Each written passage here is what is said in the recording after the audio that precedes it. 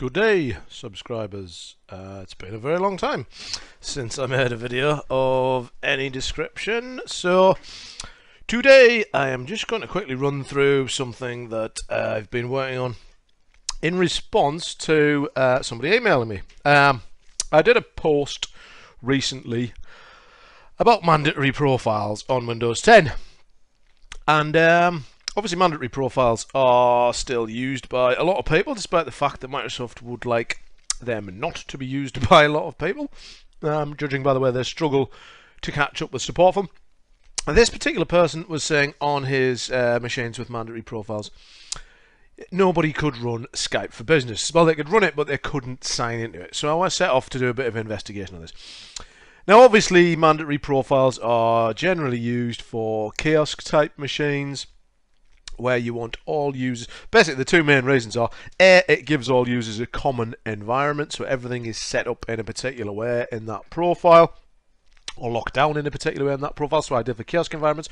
But also, the profile of the user who logs on is then purged when the user logs off, which means you don't get profiles accumulating on the machine. Good for machines in areas that have a high turnover, lots of users logging on, particularly if they've got an SSD. You don't want to fill up the disk space, things like that. Some people additionally use roaming profiles in combination with other tools to give a really fast, sort of slick, quick log-on time. So lots of people still using mandatory profiles in some areas. Now, if you had a kiosk type machine where users just come along and do bits and bobs, you may want those users to use Skype for Business as well, same way you might want them to use Outlook or any other kind of collaboration tool. So I just wanted to do a quick bit of exploration to find out if it was possible to get around the problem of not being able to run Skype for Business when you're using a mandatory profile. Now, I know things like AppSense, and I always used to say AppSense and Res, but now they're both owned by Avanti. AppSense and Res are still two distinct things, but soon probably going to come together in the same code base. You could get around this because they had various degrees of allowing you to essentially simulate other profile types. However, where the guy who emailed me wasn't using AppSense or Avanti, so that wasn't an option for him. Anyway, I have here in my lab two Windows 10 previews of the fall creators update. So these are 1709 machines. The reason I'm using 1709 preview machines is because I was doing some testing on some other stuff on 1709 and I couldn't be bothered to go and spin up some older ones, and I've managed to recreate the problem just fine on here anyway. So first of all, both these machines have Skype for Business and they have the Office suite installed on them. So let's just jump across to my domain controller here and clear down some windows because I've been doing various bits of stuff. Right, the user we're going to use is, just show you this one, James Rankin. Just to show you that the account does have a mandatory profile defined, there's the profile path for the mandatory profile, and if we look in here, we should say that obviously appending the v6 to the end, that's our mandatory profile in there, standard mandatory profile. So let us log on as this user, whose name is J Rankin, and if we can remember the password, let's log it on. I don't know why I've got two machines to demonstrate this. I'm on kind of demo autopilot. Normally, when a lot of the things I end up testing are roaming of things. Actually, I'm going to test some roaming straight after this.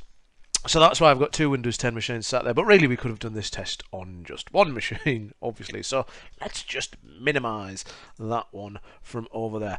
Of course, we're logging on for the first time. There's not a user profile on this machine because it's using a mandatory profile, which will be purged every time I want to log off. So being a Windows 10 and a non-optimized Windows 10 as well, probably going to take a couple of minutes to log on. So we're nice and logged on now. Obviously that seemed quicker to you because I paused it, but it was about 45 seconds worth of load. So here we have our slightly policy activated and a few apps and things on there Windows 10 machine. Now on here, that start menu looks like such a mess, but anyway, let's find Skype for Business. Oop, if I can spell it. So normally in a kind of domain environment, you'd usually find that your user would log in and launch Skype for Business, and then it would log them in with the account information. However, the account I'm using for Skype for Business here isn't the same as the account I'm using to log on. So there will be an intermediate step of me supplying my username and password. So let's just launch Skype for Business. And obviously it won't remember any of my credentials, because I am a mandatory profile, and this is the first time I've logged on to this machine, and even if it wasn't, it wouldn't make any difference. So let's just wait for that to fire up, and I should be able to supply my credentials, and we shall see the error that you get. Right, first of all, let's just click on accept on that, click on skip on the tour. Obviously, you could probably get rid of that with a GPO, so let's just sign in using my james@htguk.com account. I should expect it asks me naturally for a password. See if I can remember that. No, I'm not going to ask them to sign it because this is a kiosky kind of machine that I'm logging on to, don't forget. There you go, there's the error. And it kind of tells you where the problem is, which is no surprise. There was a problem acquiring a personal certificate required to sign in. If the problem continues, please contact your support team. So there you go. It doesn't work with a mandatory profile because it can't store a personal certificate. Now this is because I believe that personal certificates were intended that they shouldn't be shared by people. So kind of they were thinking, you know, that's why you can't use them at all. But for a long time, you know, people have kind of boxed around this using things like AppSense Environment Manager. So how can we get around this? So, what actually controls your profile state? Well, it's actually just a registry key. So if I look in this area of control panel, advanced system properties, I think it is, and obviously it needs admin rights to get into advanced system properties. So let me just supply some. Right, if you look under here, under user profiles, you'll see that the profile type is actually listed. So you can say there, type mandatory, status mandatory. Now this isn't anything particularly clever. It's literally controlled by a registry key. So if we have a look in, where are we? HK local machine, software, Microsoft, Windows NT, current version, profile list. Under there are subkeys for each user account on the machine, and this should be the one we're looking for. You can see there, yep, name J ranking. This here, state, is the value, a D-word value, that tells the operating system what sort of key it is. So the state of that is 5, which indicates a mandatory profile. Now there's various flags for profiles. I think 0's local, and they're cumulative. It's not a single thing. So you may find that you might not necessarily see number 5. It may be 5 combined with something else, but generally 5 is a mandatory profile and 0 is a local profile, and 2, 1, 6, possibly off the top of my head, is a roaming profile. But anyway, that's what controls it. So if you just edit that key, you can actually manipulate how the operating system views the profile type. So now the thing is, you still want to purge the profile, because the benefits of a mandatory profile are A, you load in the same set of settings and the same user profile for each user that accesses that machine, or each user that has it defined on their AD object. Also, it's purged when it logs off, so there's no profile, what's the word I'm looking for? There's no profile persistence out there. So if we can change that profile type, we've also got to make sure that we preserve the aspects of a mandatory profile that we want to keep. Are you with me? Okay, right. So to do this, the first thing is, in that registry key that we were just looking at, a big problem.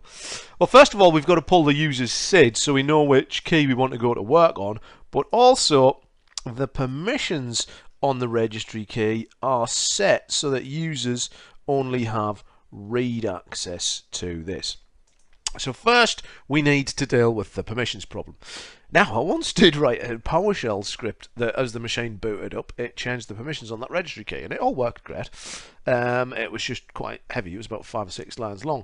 Of course, I then remembered, while browsing the internet, that I could just simply do this with a group policy object. So and here's the policy object that I've just been working on.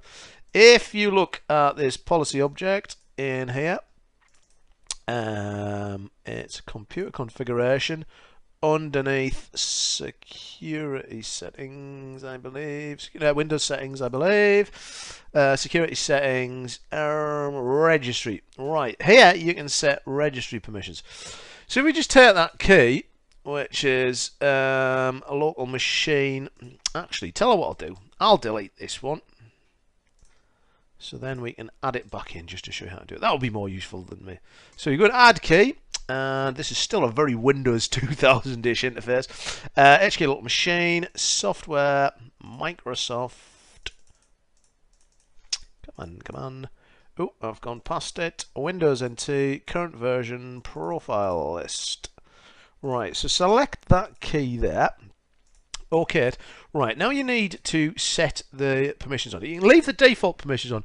What you want to do is, in order to preserve the security, because kind of you're opening up this key to quite a lot of people, so you want to try and keep it a bit. So if you open it up to authenticated users, and then go into advanced permissions for that, and select authenticated users again, and select edit, and change this to subkeys only. Click on show advanced permissions, and we want it to have set value and create subkey permissions on there. So it should look like that. Will do you, I believe. So you OK on that, and then OK on that. It'll tell you whether you want to configure this key and propagate the permissions from it to subkeys, or replace all existing permissions on subkeys with inheritable permissions. I don't think it makes much difference, but yeah, let's replace on the subkeys just in case there's any in there already. So there is that group policy object. So let's close this group policy object and just refresh that because it's showing the old script. So we've got it there. Yep. So let's now link enable this group policy object and go back across to this machine here. And we have to do PowerShell these days because the command prompt's not on there unless you've read my useful article and video telling you how to edit that menu, which is a really neat trick, I think, which is really handy. So let's just do a whoops, if I could type. Let's type in GPO update in there. You don't need /force because, as Helga Klein told me, /force doesn't actually do anything at all really of use. It just takes up more of your time. So yes, let's just update that policy, and we should say the permissions change on that registry key so that now authenticated users should have special permissions on there which will allow us to edit it. So let's just go to this key, click permissions, and we can now say authenticated users have special permissions on there. So we've set the GPO up to do that. First part successfully achieved. Right, what we need to do now is actually set up a script that when the user logs in, if he has a mandatory profile, it basically changes that state value in that registry key to something different, so that it's not regarded as mandatory anymore. And in the best Blue Peter traditions, I've already set up a script somewhere. Where is it here? Is that it? No, it's not. That's one I was testing earlier. Yes, doesn't have any specifier. Let's just link disable that one to avoid muddying the waters. There we go. It's a complete nightmare trying to marry all this stuff up. That's the one I'm after. If mandatory profile spoof writable workstations 0 rolls right off the tongue. So within here we've set up firstly a logon script. So if we go in and edit and go to user configuration policies, Windows settings, scripts, log on, log off. Look at our logon scripts, look at the PowerShell section, and we have in here a PowerShell script sitting on the net logon share. So we'll leap across the net logon share, have a look at it. This is the one that's running on logon, if mandatory profile, spoof writable at logon. So let's have a look at this PowerShell script and see what it does. Right, the first line here basically sets the user SID. So it uses a bit of .NET goodness in there to set the value of user SID, the variable user SID, to the user's actual SID. Yep. all nice and straightforward. So now we know the user SID, we know which subkey of that registry key, excuse me, we need to look in.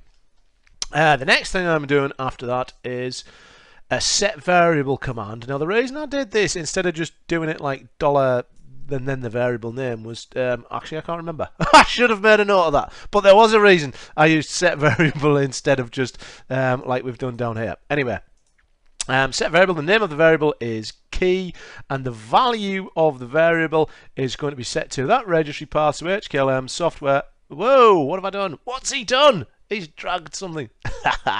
HKLM software Microsoft Windows NT current version profile list, and then we're appending a subkey on the end that is filled in by that value user SID there. Yep. Next, we pull the state value out of that key and set that as a variable called state. So the state variable is equal to grabbing the item property, get item property on the path from the key that we set in the variable above, and the name of that value is state, and we set that as the variable. So if it is a mandatory profile, the state will be equal to 5, as we are checking for here. And if the state is equal to 5, we then run a command to set the value of the state, set the state value within that registry key to a different value. In this case, we've set it to 9,000. Now, if any of you know, 9,000 is not a valid number for a profile type. It will interpret it as something crazy like roaming / local, right? Now the reason I've set it to 9,000 is if a user logs on who isn't using a mandatory profile, when they log off and I have to switch this back, I need to make sure that I'm not switching back the profile key that anybody else has. So for instance, if I was to set this to 0 for local profile, and then when it logged out, it checked for the 0 and turned it back to 5 again. If somebody logged in with a local profile, which was obviously set to 0 already, it would then change it to a mandatory profile and purge their profile afterwards. So what I've got to do is set it to something that the operating system would never normally set. So that's why I've chosen to set it as 9,000. It won't affect the functionality of it. I have tested this, so that's good. So if you wonder why it's such a crazy value, that is why. So that's going to run when the user logs in. Yep. Now the user logs in and then uses Skype for Business, and Skype for Business will think it's not a mandatory profile, so it can import the certificate in. And then when the user logs out, we need to flip it back to make sure we purge the profile, which is the whole point of having a mandatory profile set on the AD user object. So if we look at the log off script, we have a log off script set, which points to this script over here underneath, as you probably guessed. So let's have a look at this one, what it does. And it's obviously very similar to the previous one. First of all, we grab the user SID by using that bit of .NET. Then we set the variable for key to that full path with the user SID on the end. Then we grab the current value of state and write that as a variable called state. And then what we do is, if the state equals 9,000, so only if it equals 9,000, which means that it has been changed by the logon script, if that is the case, then we will set that item property, set the value back to, I've done it again, set the value back to 5 as in there. So that is what that does. I shall be publishing an article up as well to go with this, so you can quite easily grab those scripts should you need them. So now really all we need to do is link enable this GPO. So now next time a user logs in with a mandatory profile, it will do its stuff. Which machine will we work on? Does it matter? No, it doesn't. I shall just quickly reboot this machine that we've been working on.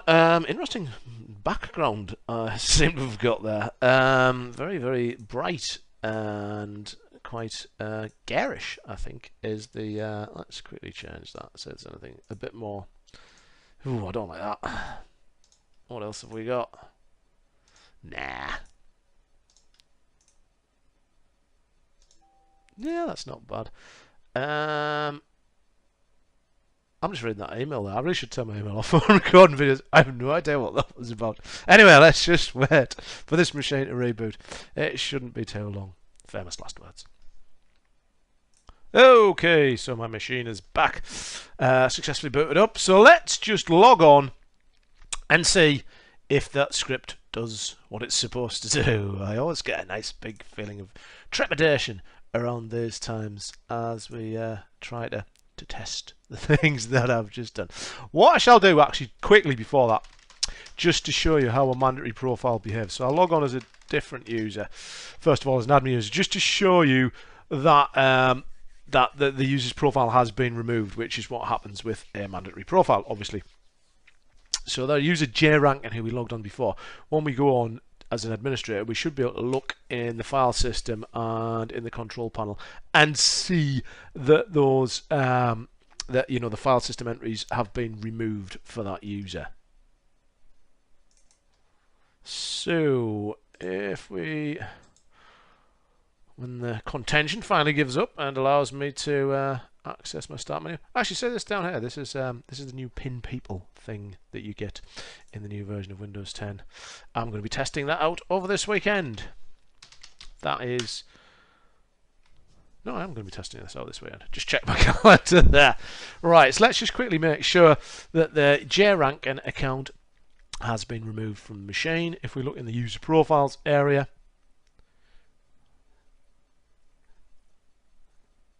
come on, you know you want to.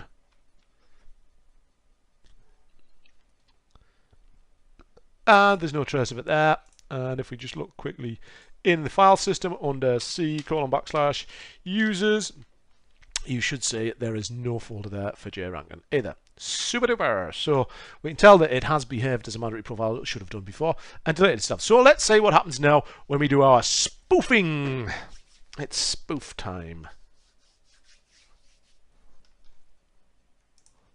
So let's switch back to the user that, remember, has got the mandatory profile assigned, and let's log in.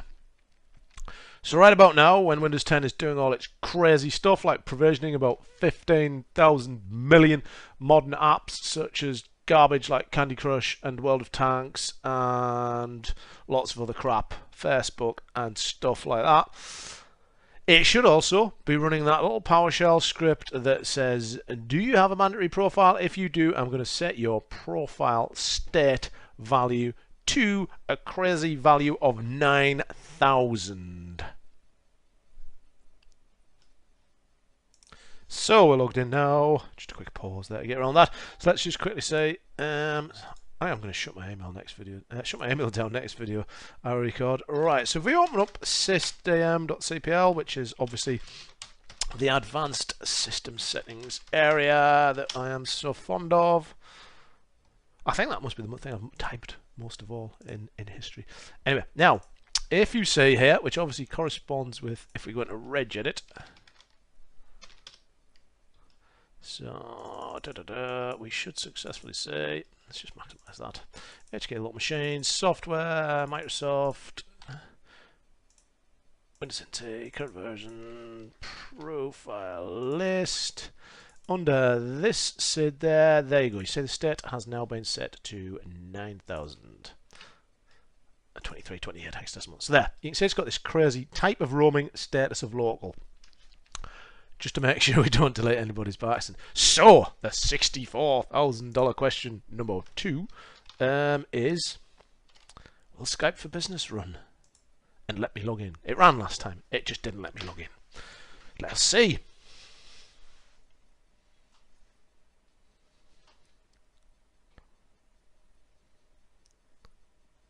Skype for Business kicking up, and when I come to log in, it should go off and try and obtain a personal certificate and add it to my personal certificate store.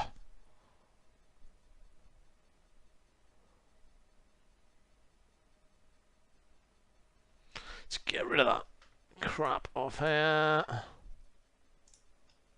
Obviously, if I was doing this with a mandatory profile, what I would do is set policies to get rid of stuff like the tour option and the accept the licensing agreement on first sign-in. Otherwise, your users are going to have to doing that. But I'm assuming those of you out there who will be using this are clever enough to know that. And I don't want any comments saying, oh, why do you have to do that every time? Well, I do get some very odd comments on that. Anyway, let's try and sign in. And let's see if it does it this time. We got as far as typing the password in last time, didn't we? So it's clear that that's when it installs the personal certificate. Come on, you know you want to work. Contact that server and sign in, boyo. There you go. So it works this time, and it's filling up with all my contacts and my lovely picture from about 10 years ago and stuff like that. So very, very good. It works. It's got the personal certificate. So now the final thing, obviously, is when we log out, it's got to change the profile type back in time for the operating system to purge the profile, because that's the behavior that we want from our mandatory profile. So let's do it. Let's sign out, and then we'll log back in as the admin and see if the profile has been removed. So there, it's signed out. Let's flip over to my admin user, who obviously doesn't use a mandatory profile, and log in and see what we shall see. See if the script has done its stuff. So we should have it down here. It doesn't appear in that list, which is always a good sign. Just to make sure, we'll check in the file system, and it's gone. It's been purged. So the file system, sorry, the registry entry was set back to 9,000, which means the operating was set back from 9,000 to 5, which meant the operating system, when it came to log out, saw it and said that's a mandatory profile from its state, so I've got to purge it, and it's purged it, and the profile is not on the machine. Super duper. So that is it. That is it. That is all you need to do to get Skype for Business working.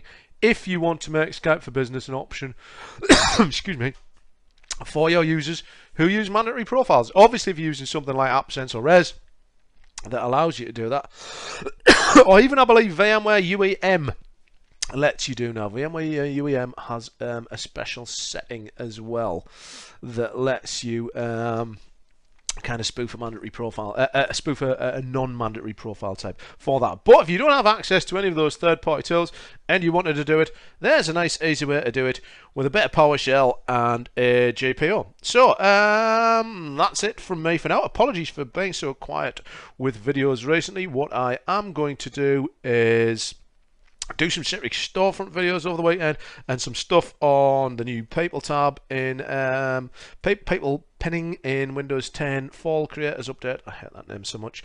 And hopefully there should be more content coming soon. Guys, it's a quick edit. I forgot something. One thing you'll also have to do is, from Windows 2012 R2 onwards, there is a stupid setting that delays your logon script for 5 minutes after you've logged in. So it means they're not a logon script anymore. They're a post-logon script. But never let that get in the way. It's a group policy object you'll also need to define, and this is it. And I've completely forgotten where it is, so I better check.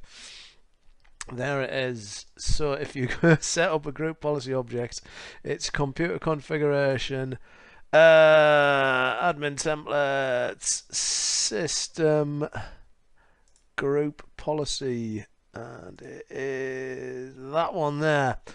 Configure logon script delay. Set that to 0. Otherwise, as it says here, group policy client will wait 5 minutes before running logon scripts to create a responsive desktop environment by preventing disk contention, but also stopping your logon scripts running at logon, which is kind of what a logon script generally people think it's going to do, don't they? Logon script runs at logon, so I've logged on. Why hasn't my logon script run? Because it doesn't run when you log on. Anyway, you need to do that as well. Sorry about that. My bad. This is it though. Goodbye.